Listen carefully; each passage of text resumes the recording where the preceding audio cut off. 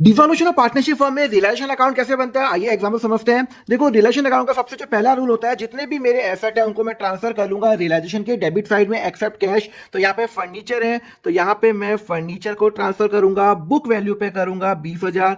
फिर मैं मशीनरी को करूंगा, मशीनरी है 1,00,000 रुपए। ध्यान रखना, जो मशीनरी है वो मैं बुक वैल्यू पे करूंगा, और प्रोविजन फॉर डेप्रीसिएशन जो ट्रांसफर करूंगा वो मैं यहाँ पे करूंगा।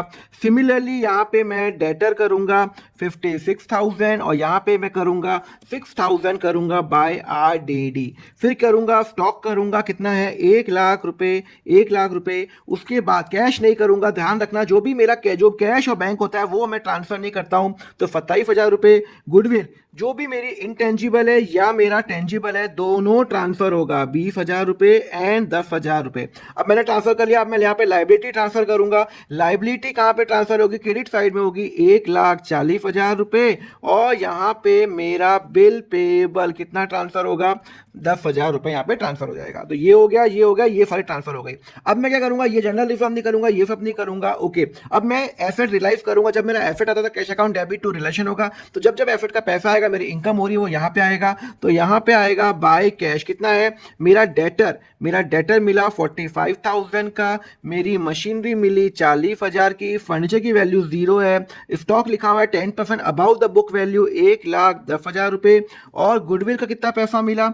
7,000 रुपीज मिला। और कुछ लिखा हुआ है? और कुछ नहीं लिखा हुआ। एक बात बताओ, फर्नीचर की वैल्यू 0 हो गई, मशीनरी हो गई, डेटर हो गया, स्टॉक हो गया, व्हीकल के बारे में कुछ नहीं है। तो जो भी मेरे टेंजिबल एसेट्स हैं मैं एज्यूम करूंगा वो मेरे बुक वैल्यू पे ही बिके हैं।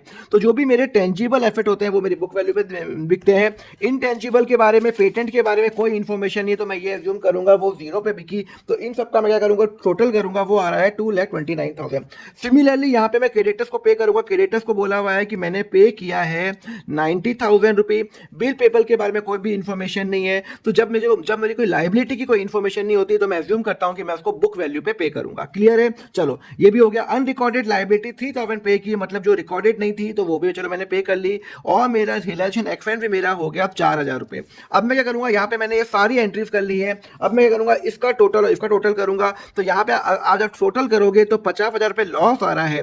तो by realisation loss transfer to, यहाँ पे दो पार्टनर है ए एंड बी रेशियो में 30,000 जो भी उनका प्रॉफिट शेयरिंग रेशियो यहाँ पे अंदर मैं ट्रांसफर कर लूंगा। समझ में आया? तो रिलेशन का रूल समझ में आया। सारे एसेट ट्रांसफर करूंगा, सारी लाइबिलिटी ट्रांसफर करूंगा, एसेट का पेमेंट कराऊंगा, लाइबिलिटी का मैं पेमेंट करूंगा, और जो भी डिफरेंस आएगा वो यहाँ पे मेरा ट्रांसफर कर लूंगा कैपिटल अकाउंट के अंदर। ठीक है ना? अब हम करेंगे, ये मेरे नोट्स हैं, आप इसका स्क्रीनशॉट ले सकते हो। एंड यस, ये स्टेप्स है। अब हम करेंगे नेक्स्ट लेक्चर में asset taken over by the partner. उसके लिए फॉलो करो अकाउंट फंडा।